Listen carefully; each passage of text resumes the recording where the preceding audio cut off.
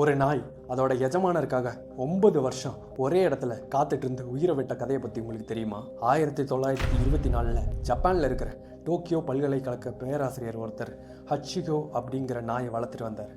அவங்க 2 பேருக்கு நடுவில் பாசம் ரொம்ப அதிகம். பேராசிரியர் தினமும் வேலைக்கு போகும்போது இந்த ஹச்சிகோ ரயில் நிலையம் வரைக்கும் கூடவே போகும். சாயங்காலம் அவர் வர்ற அதே நேரத்துக்கு ரயில் நிலைய வாசலில் காத்துட்ருக்கோம்.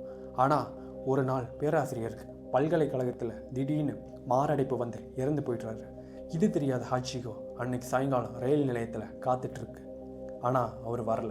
அடுத்த நாள் இல்லை, அடுத்த வாரம் இல்லை, தொடர்ந்து 9 வருடங்கள், 9 மாதங்கள், 15 நாட்கள், வெயில் மழை பனி எதையும் பார்க்காம அதே ரயில் நிலைய வாசலில் ஹச்சிகோ காத்துட்டு இருந்து அங்கேயே தன் உயிரையும் விட்டுது. இன்றைக்கும் ஜப்பானில் அந்த ரயில் நிலையத்தில் ஹச்சிகோவுக்கு ஒரு சிலை இருக்குது.